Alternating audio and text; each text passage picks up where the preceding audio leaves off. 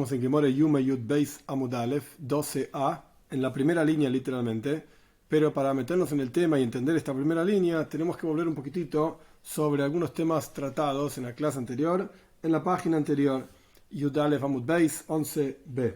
Al final de la página, la Gemore trajo varias braises, varias enseñanzas de nuestros sabios. Una braisa dice casi en la mitad de la página, Beis HaKnesses, una sinagoga, Beis HaIsho, Beis HaShutofin, y la casa de una mujer y la casa de socios, o sea que pertenece a más de una persona.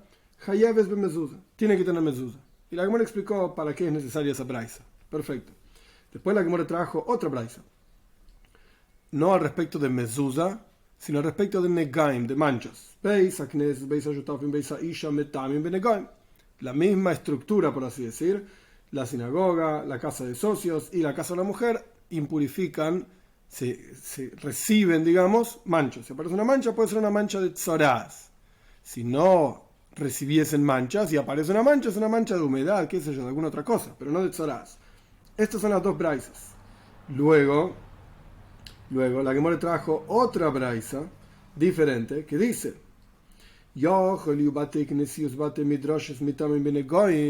cuestionamos, puede ser que digamos que las sinagogas y las casas de estudio reciban impureza de nega, de tzorás. Talmud loimar, viene la tele y te enseña, tiene que ser loy, tiene que ser de una persona. Quiere decir que las sinagogas y las casas de estudio no reciben impureza. Pero recién dijimos que las sinagogas y las casas de estudio sí reciben impureza de tzorás. Entonces, ¿cómo resolvemos? Una braisa dice que sí, la otra dice que no.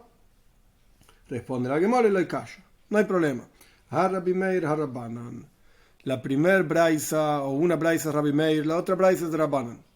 ¿Cómo sabemos? Porque aprendimos en una última braisa que vamos a analizar en esta página, 11b.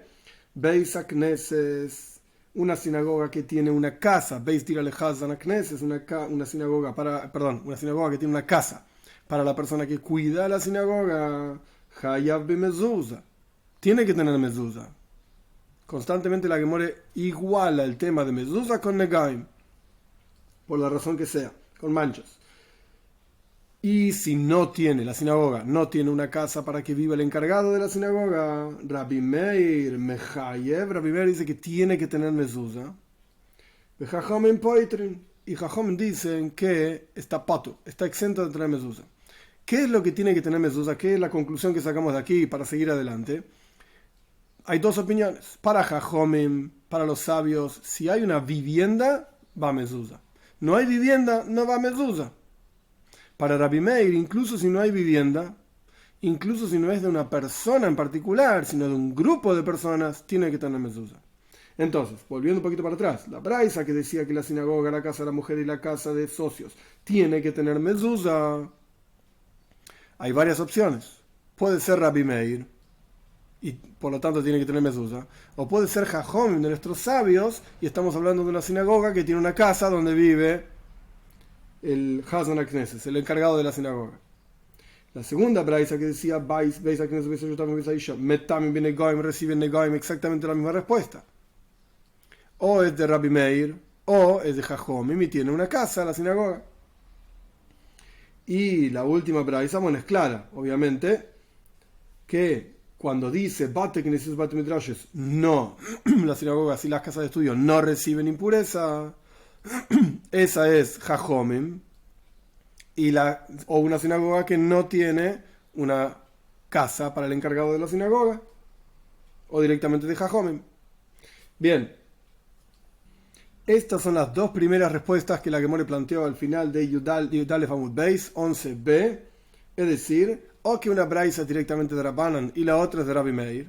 Para Rabbanan está potro, está exenta y no reciben negaim, manchas, exenta de mezuzah y no reciben manchas.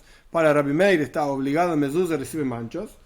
O estamos hablando de una sinagoga que tiene casa y por lo tanto Jajomim también están de acuerdo que está obligado a tener mezuzah y recibe manchas. O una sinagoga que no tiene casa y por lo tanto Jajomim dicen que está exenta de mezuzah y está exenta de recibir manchas. Pero la Gemara planteó al final de la página anterior una tercera respuesta, que esta justamente es la respuesta que vamos a estudiar hoy. Final de la página anterior. Estamos hablando en todas las braises. Una sinagoga que no tiene una casa Para Rabbi Meir va a ser Hayab, obviamente, obligado, pero para Rabbanan, ¿cómo puede ser que en dos braises diferentes aparece una sinagoga que tiene que tener mezuzá y recibe manchas, y una sinagoga que no tiene que tener mezuzá y no recibe manchas, y sin embargo ambas braisas las escribieron Jajomim, los sabios? Responde la Gemore, y esto es lo último que vimos en la clase anterior, Yud Beis Amud Aleph 12, de Krakim de Kfar. En un caso estamos hablando de una sinagoga que es de una ciudad grande. Por cuanto es de una ciudad grande y viene mucha gente de diferentes lugares, etcétera, no tiene un dueño. La sinagoga le pertenece a todas las personas del mundo que vienen a participar en la sinagoga, que vienen a rezar, etcétera. Entonces, en ese caso, Jajomim están de acuerdo que está exenta de tener mezuzá. Y en un caso de una sinagoga de un kfar es un pueblito chiquito, le pertenece a las personas de ese pueblo específicamente. En ese caso tiene que tener mezuzá y recibe manchas. Esta fue la última solución, la tercera solución que planteó la Gemore. A lo largo de esta página, o casi toda la página, vamos a explicar esta última opción y la vamos a rechazar. Vamos a ver. Estamos en la primera línea de Yud Beis Amud Aleph 12a. ¿Acaso está seguro que una sinagoga de una ciudad grande, Krach, no un pueblito, sino una ciudad grande, no recibe manchas? ¿Está seguro de esto? ¿Acaso no aprendimos en una braisa? La Toira dice, cuando entren en la tierra de Israel,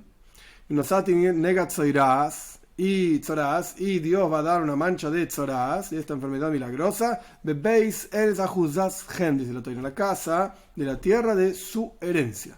Esta es la palabra clave. Entonces explica la braisa, lo que ustedes heredaron, esto es lo que impurifica con manchas. Pero Jerusalén, la ciudad de Jerusalén, no recibe manchas. No existen casas con manchas en Jerusalén. ¿Por qué? Vamos a ver que hay una discusión aquí. Si Jerusalén fue heredada por todas las tribus o no fue heredada. O sea, si tiene dueños o no tiene dueños Jerusalén. Esto es justamente lo que vamos a empezar a discutir. Esta opinión opina claramente que Jerusalén no tiene dueños. Si Jerusalén no tiene dueño, entonces no recibe impureza tampoco, porque la impureza tiene que ser davke justamente en una casa que tiene un dueño. Omar Rabbi Yehuda, dice Rabbi Yehuda, Ani lo shamati elo makom mikdash bilvad. Yo solamente, dice Rabbi Yehuda, yo solamente escuché que lo que no recibe impurezas es el lugar del Beis Hamikdash. El Beis Hamikdash, el templo, le pertenece a todos. ¿Por qué? Porque en el momento que David Amelech, el rey David, compró el Goyren Aravna, compró el granero de Aravna Hayebusi, así se llamaba esta persona, en donde en la práctica se construyó el Beis Hamikdash, el templo, recolectó dinero de todo el pueblo de Israel. Entonces el Beis Hamikdash, el lugar del Beis Hamikdash, le pertenece a todo el pueblo de Israel. Entonces no recibe impureza, pero el resto de Jerusalén sí recibe impurezas. Esto es lo que dice Rabbi Yehuda. Explica la Gemore a partir de esta braisa,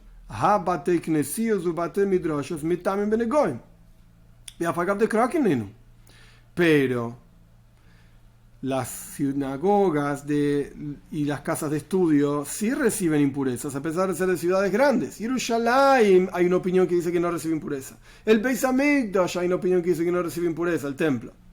Pero el resto sí.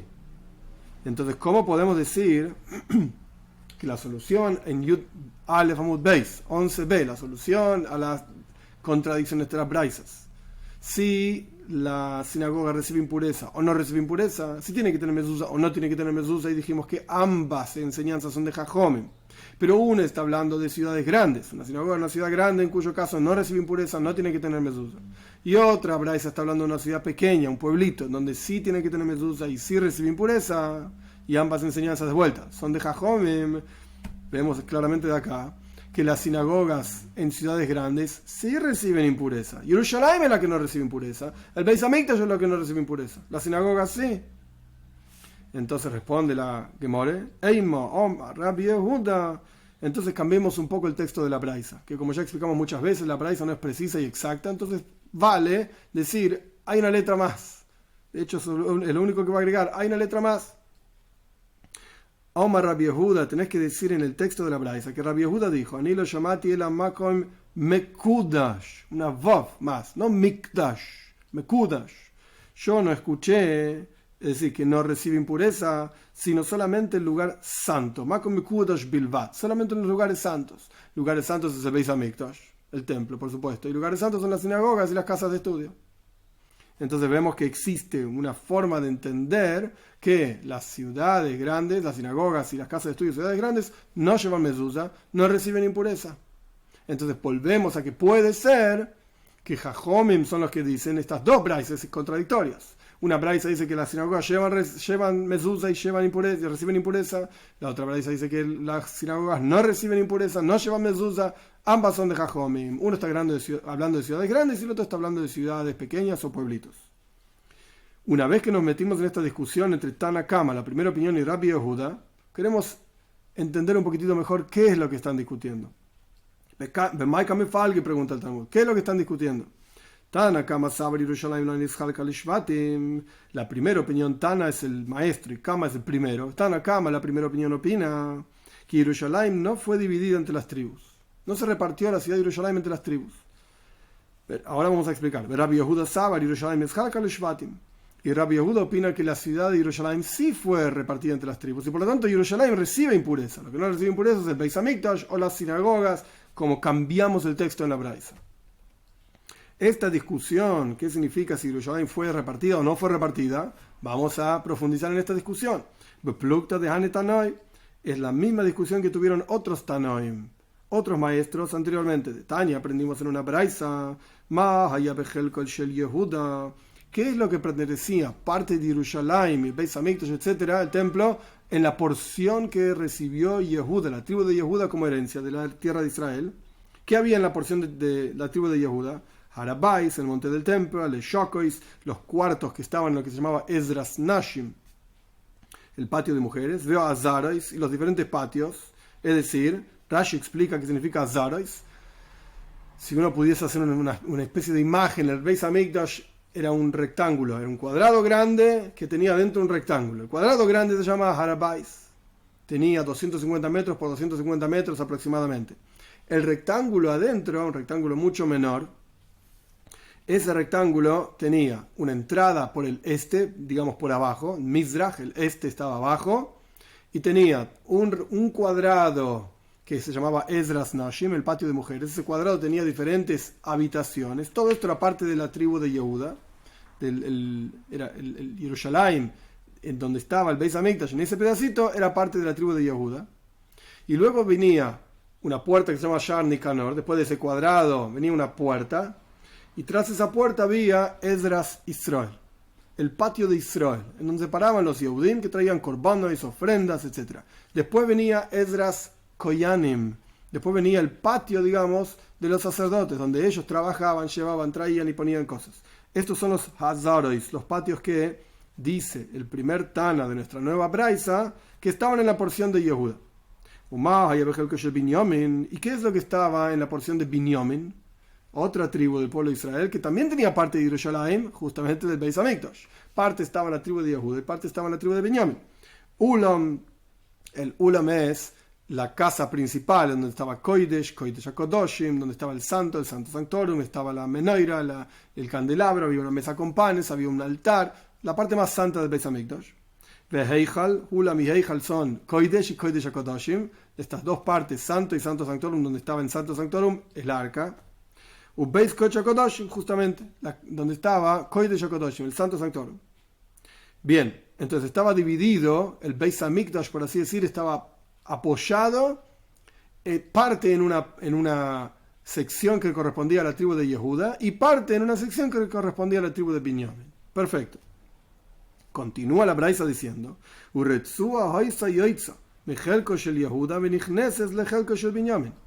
y había un hilito, por así decir, una parte, una tirita que salía de la porción de Yehuda e ingresaba en la porción de Binyamin. Quiere decir que no era simplemente un límite rectangular. Era un límite rectangular que tenía una porción que salía y entraba, salía de la tribu de Yehuda y entraba dentro de la tribu de Binyamin, o sea, era parte de la tribu de Yehuda. ¿Y qué había en esa porción? Y ahí estaba construido el altar. Quiere decir que el altar, el Mizbeach, estaba parte, por lo menos del Mizbeach del altar, en la porción de Yehuda. Y Binyamin, el tzadik, o sea, el hijo de Jacob, el patriarca de la tribu de Binyamin, constantemente sufría, por así decir, para tragársela. Quería que esa porción también le pertenezca a él. Bechol yoim, todos los días. Shenemar, como está escrito, Joife falaf kol hayoim. Estaba, por así decir, rascándose y estaba rodeando, merodeando esa parte. Joifef a diferentes formas de traducir. Puede ser rascarse, puede ser rodear y merodear sobre esta porción todo el día. Le fija que por lo tanto continúa la braisa diciendo Zaha Binyamin Atzadik viene a su en la Gvura. Por eso Binyamin Atzadik tuvo el mérito de ser el anfitrión de Dios. Porque el Kodesh HaKodoshim, el Santo Sanctorum, en donde estaba el arca, en donde estaban los querubim, en donde se expresaba y se escuchaba la voz de Dios, por lo menos en el primer Beis Hamikdash, en el Mishkan, en el Beis Hamikdash, el primero, etc. No importa los detalles ahora que van a ser estudiados mucho más adelante en la Gemore. La cuestión es que ahí el lugar más santo le pertenecía a Binyamin. Shenemar, como está escrito, entre sus hombros, los hombros de Binyamin, residía la presencia de Dios en el Beis Hamikdash. Este es el Tana. Este es el maestro que aprendimos en esta braisa, que claramente está diciendo que Jerusalén fue dividida entre diferentes tribus. Parte le correspondía a Yehuda, parte le correspondía a Binyamin. Y hay otro Tana, otro maestro que opina que Jerusalén no fue dividida entre las tribus de Tania, porque aprendimos en una braisa. En Maskirin Batim, Jerusalén está prohibido alquilar casas en Jerusalén. Es decir, cuando venían Oilei Regalim, 3 veces al año, Shalosh Regalim, en las 3 fiestas de peregrinación, todo el pueblo de Israel iba a Jerusalén. Entonces, cuando estas personas entraban en Jerusalén, obviamente tenían que dormir en algún lugar. Para pasar Sukkot, para pasar Pesach, para pasar Shavuot, tenían que dormir en algún lugar. Entonces, en lugar de alquilar casas y pagar, por cuanto Jerusalén no le corresponde a nadie, nadie es dueño de Jerusalén, ¿cómo vas a alquilar una casa a una persona que viene a quedarse en Jerusalén? No puedes alquilar, no puedes cobrar, tiene que ser gratis. La gente dormía en Jerusalén y no tenían que pagar, digamos, el alquiler. Le fije, porque no le corresponde a ellos. Ok, vos vivís en Jerusalén, por alguna razón estás en esa casa, pero no es tuya. Entonces no podés cobrar por una persona que viene, digamos, tiene una obligación de ir a Jerusalén, peregrinar a Jerusalén, no le podés cobrar alquiler. Rabbi Elazar Bar Tzadok, o Bar Shimon, Rabbi Elazar Bar Shimon, Oimer, hay diferentes versiones, Afloi Mitois, ni siquiera se podía alquilar una cama, porque el lugar donde está la cama también le pertenece a Dios, por así decir, a nadie en particular. No solamente no podías alquilar una casa, una habitación, ni siquiera una cama podías alquilar, cobrar, para que la persona que subió a Jerusalén, es decir, que hizo la peregrinación y está en Jerusalén, tampoco le podés cobrar la cama. Le fijo, por lo tanto, por cuanto la gente que vivía ahí en Jerusalén no podía ganar de alquilar, de cobrar por una habitación o cobrar por una cama,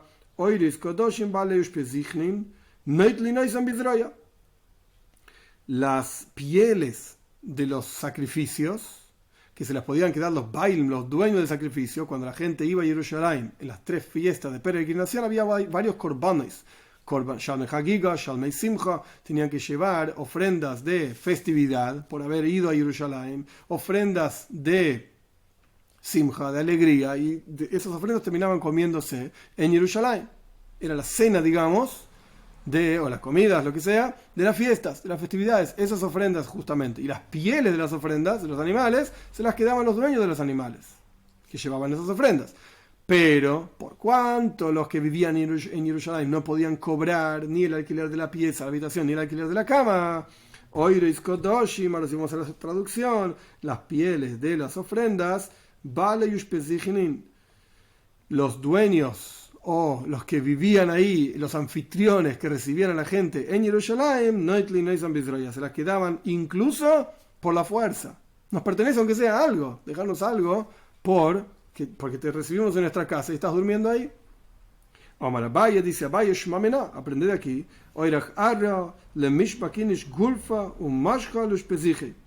es adecuado que uno le entregue gulfa es una especie de taza de cerámica, y mashka, una piel, a tu anfitrión. Si vas a hacer un korban, no un korban, perdón, vas a hacer una shchita, vas a matar una vaca para comer la carne, etcétera, por lo menos dale la piel al anfitrión, al dueño de la casa donde te estás quedando a dormir. Esto es lo que dice Abaye.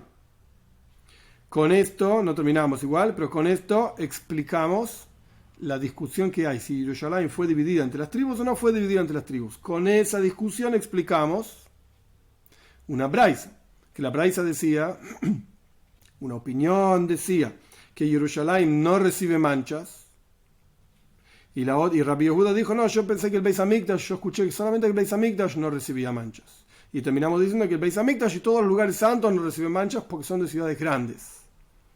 Pero, para que esto funcione, de vuelta, una braisa de Jajom, una braisa decía que las sinagogas no reciben impureza y no tienen que tener mezuzá. La otra braisa al final de la página anterior decía que las sinagogas tienen que tener mezuzá, reciben impureza, y dijimos que ambas son de Jajom.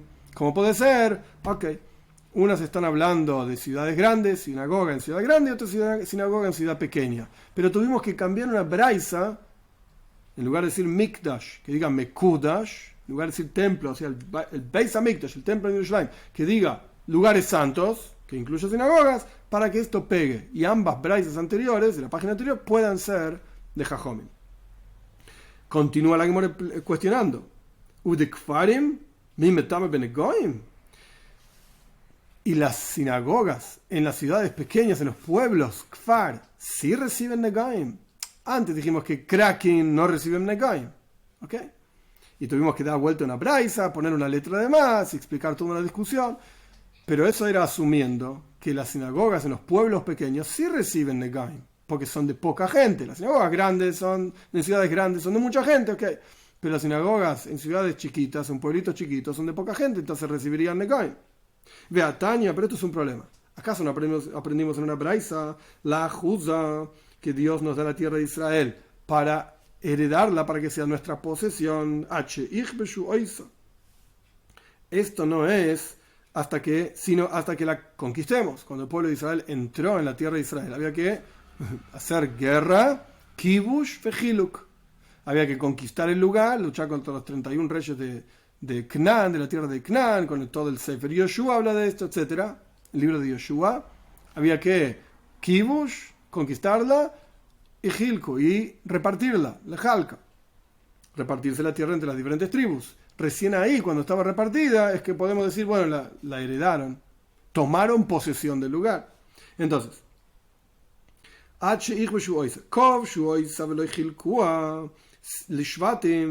si el pueblo de Israel conquistó la tierra de Israel, pero no se la repartió entre las tribus, si la repartieron entre las tribus, pero no la repartieron entre familias, porque una tribu, por supuesto, está formada de muchas familias. Sí, se la repartieron entre las familias, pero todavía cada integrante de la familia no sabe cuál es su porción. Familia, por supuesto, es una familia amplia, no solamente 3-4 personas, estamos hablando de una amplia familia, primos, tíos, abuelos, etc. ¿Qué pasa si cada uno de ellos todavía no sabe cuál es su porción particular? Talmud loymar ubasher loyabais. Por eso podrías pensar que recibe impureza. Viene la Torá y dice, no, asher loyabais, que la casa le pertenece a él. Es decir, mishmeyuhad loy, cuando sabes exactamente cuál es tu porción y tu casa. Esto excluye a todas las casas que no son específicamente tuyas. Ni siquiera una casa, y menos todavía una sinagoga, ni de ciudades grandes, ni de ciudades chicas, porque no es específicamente tuya. Entonces, claramente las sinagogas no reciben impureza si no son específicamente tuyas, y no tienen que tener mezuzá si no son específicamente tuyas, o, como dijimos al final de la página anterior y al comienzo del resumen de hoy, que tenga una casa para el Hazan HaKnesset, para el encargado de la sinagoga. Entonces el Talmud responde, Mejovarta que de Yanina Meikara. Es verdad, rechacemos esta última respuesta, esta tercera respuesta, es decir, que ambas braisas al final de la página anterior son de Jajomim, solamente que una está hablando por qué son exentas de mezuzá y de manchas, una está hablando de sinagogas en ciudades grandes y la otra está hablando de sinagogas en ciudades chicas. No, rechazamos esta respuesta. Es igual, ciudades grandes, ciudades chicas. Si es una sinagoga y por lo tanto le pertenece a más de una persona, a pesar de que es un pueblito chiquito, no importa, está exento de mezuzá, está exento de manchas. Si es una sinagoga de un no importa si es ciudad grande o ciudad chica, pero si tiene la sinagoga una casa para el Hazan HaKnesses, ahí Jajomim sí están de acuerdo, los sabios sí están de acuerdo que tienen que tener mezuzá. Con esto se termina la discusión en la Gemara sobre el tema de mezuzá. Ahora avanzamos en la Mishnah. La Mishnah estaba en la primera página, nosotros ya estamos en página Yud Beis Amud Aleph 12a, pero la Mishnah en la primera página de la Gemara, de nuestra Gemara, explicaba una cuestión al respecto de los 7 días en los cuales se separaba el Kohen Gadol, etc. Y la Mishnah dice, Maskinen lo Kohen acher tachtav. Después de explicar que era Lishkas Paredrin, el cuarto de Paredrin, que por eso nos metimos en toda la discusión de mezuzá. Si tenía mezuzá o no tenía mezuzá, Lishkas Paredrin, y fue ampliamente explicado en las últimas clases. Después de todo esto, la Mishnah dice, Maskinen lo Kohen acher tachtav. Se preparaba otro Kohen que esté preparado por si el Kohen Gadol tenía algún psul, alguna cosa inválida antes de Yom Kippur, que inmediatamente ya tengamos listo otro Kohen que pueda hacer los trabajos de Yom Kippur, por cuanto los trabajos de Yom Kippur solamente los podía hacer el Kohen Gadol. El sumo sacerdote tenía otros Koyanim que lo ayudaban, pero el que hacía el trabajo era el sumo sacerdote. Ahora vamos a entrar en esta discusión.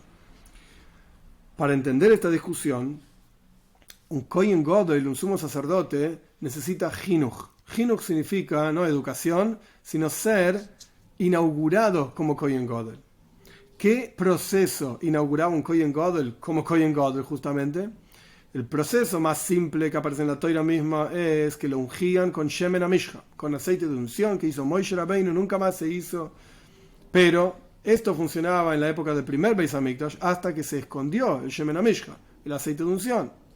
Y en el segundo Beis Hamikdash, en el segundo templo, ¿cómo se inauguraba a un Kohen? ¿Cómo se le declaraba y nombraba? Este va a ser el Kohen Gadol, y el hombre trabajaba y era el Kohen Gadol. Con Ribui Begodim, con las ropas que se colocaba el Kohen Gadol. El Kohen Gadol tenía 8 ropas especiales del Kohen Gadol, 4 ropas, como vamos a empezar a discutir en un ratito, 4 ropas eran comunes con el resto de los Koyanim también, pero había otras 4 ropas especiales del Kohen Gadol. A través de que este individuo, que fue seleccionado como Kohen Gadol, el sumo sacerdote, se vestía con sus 8 ropas, esto es lo que lo inauguraba para ser Kohen Gadol, justamente.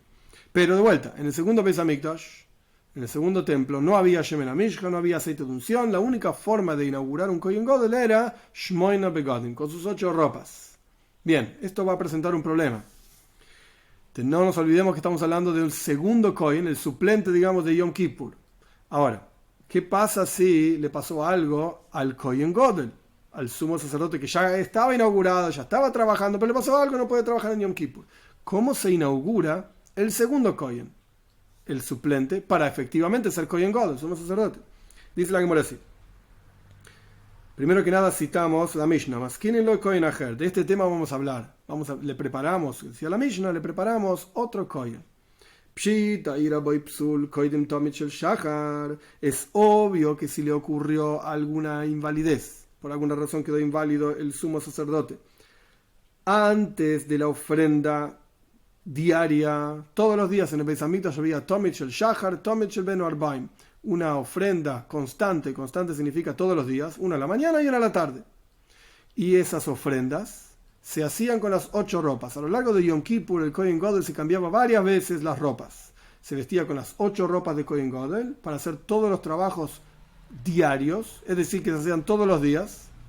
Tomit shel shachar, tomit shel benu arbaim, había montones de cuestiones que se hacían todos los días. La ofrenda de la mañana, la ofrenda de la tarde, el incienso, varias ofrendas todos los días.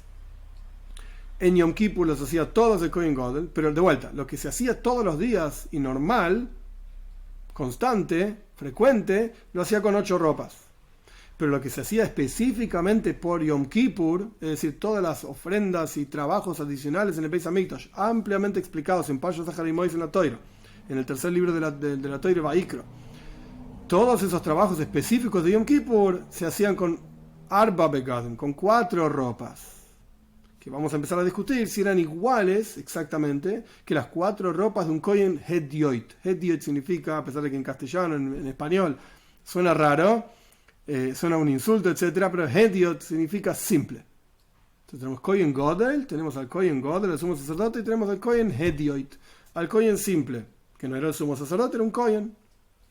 Entonces, Es obvio que si le pasó algo inválido al Kohen Gadol, al sumo sacerdote, antes de Tomet Shel Shachar, antes de la ofrenda de la mañana, Mejan Hinoise Betomet Shel Shachar. Entonces el sacerdote suplente, que se transforma en Kohen Gadol, en sumo sacerdote, ¿cómo se inaugura?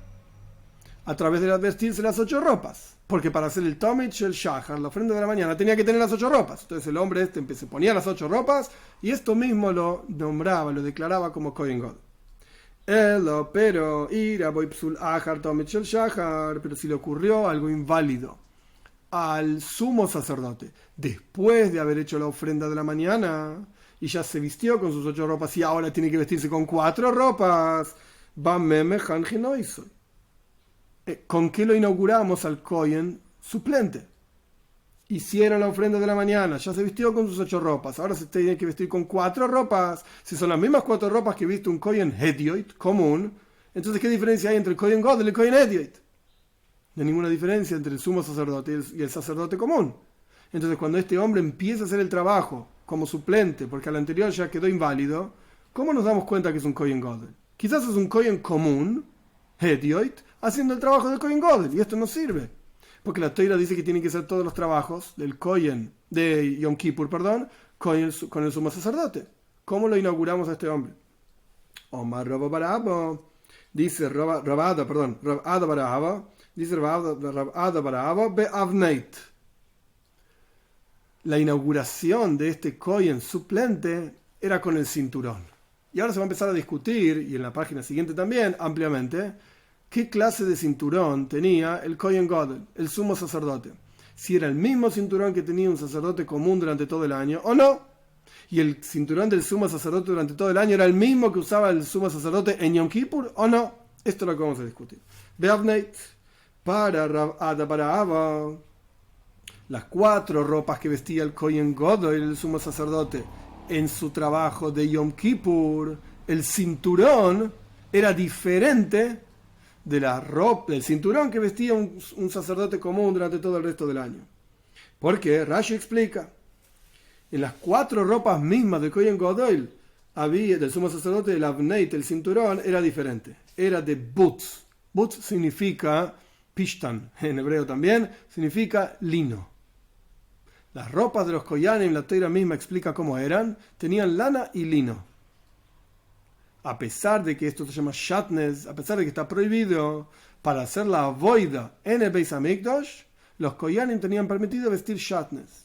Vestirse de esta manera con ropas mezcladas de lana y lino, cosa que en otras situaciones está prohibida. Pero por cuanto era una avoida, la Torá dice que había que vestirse, pues entonces se vestían con lana y lino.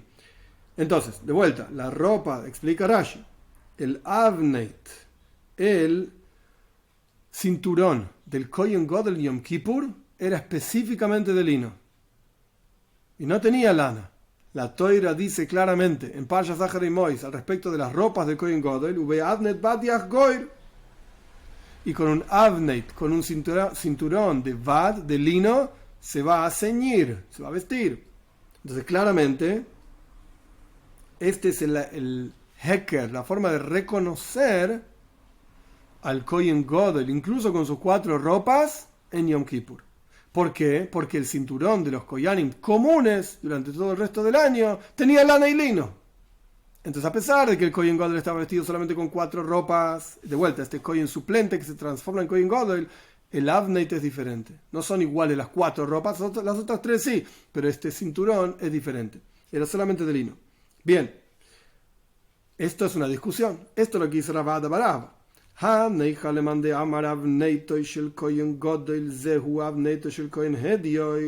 Esto tiene sentido de acuerdo a la opinión que dice que el cinturón del Kohen Gadol durante todo el resto del año tenía lana y lino. De vuelta, ahora estamos separando entre Yom Kippur y todo el resto del año. Durante todo el año, el cinturón que vestía el Kohen Gadol era igual que el cinturón que vestían los otros Koyanim. Hedioitim simples. Tenía lana y lino. Entonces, de acuerdo a su opinión, está bien, porque el cinturón que vestía el Kohen Gadol en Yom Kippur era solamente lino. Entonces ahí podemos reconocer que este hombre que está trabajando con 4 ropas que son muy parecidas a las 4 ropas del Kohen Hedioit, del Kohen simple, en realidad no es un Kohen simple. Porque su cinturón nos permite darnos cuenta, por cuanto está hecho solamente de lino, que este es el Kohen Gadol en Yom Kippur. De vuelta. Hija, todo esto, esta respuesta de Rav Barav tiene sentido.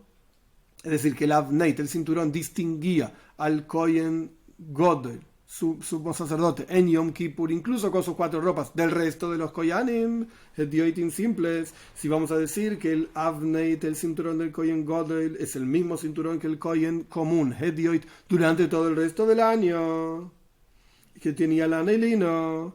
Pero, vamos a ver que hay otra opinión. Le man de Amar Avneit shel Kohen Gadol, loy zeu Avneitoi shel Kohen Hedioit ma'ika lemeimar.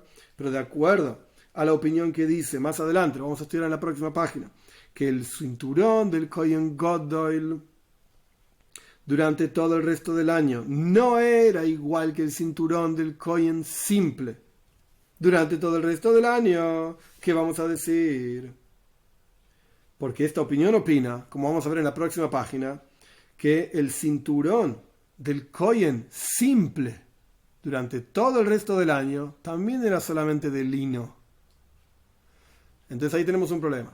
El cinturón del Kohen Gadol durante todo el resto del año, según esta opinión, hay que poner las cosas claras en la cabeza, si no va a ser difícil. El cinturón del Kohen Gadol durante todo el resto del año era lana y lino. En Yom Kippur, lino. El cinturón del Kohen simple durante todo el resto del año, para esta opinión, era solamente lino. Entonces cuando el Kohen Gadol se está vistiendo con sus 4 ropas, después de haber hecho el Tomit Shel Shachar, la ofrenda de la mañana, donde se vistió con sus 8 ropas, el Kohen Gadol sufrió un psul, algo inválido. Y ahora pusimos al suplente, el suplente le pusimos las 4 ropas. Son las mismas 4 ropas de un Kohen Hedioit, un Kohen simple. Vas a decir el Avneit, el cinturón también es de lino, y el cinturón del Kohen común durante todo el año era de lino. Entonces está vestido con 4 ropas de un Kohen común.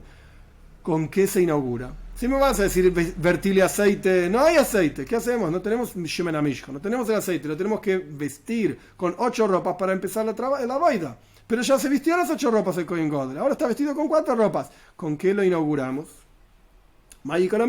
¿Qué vas a decir?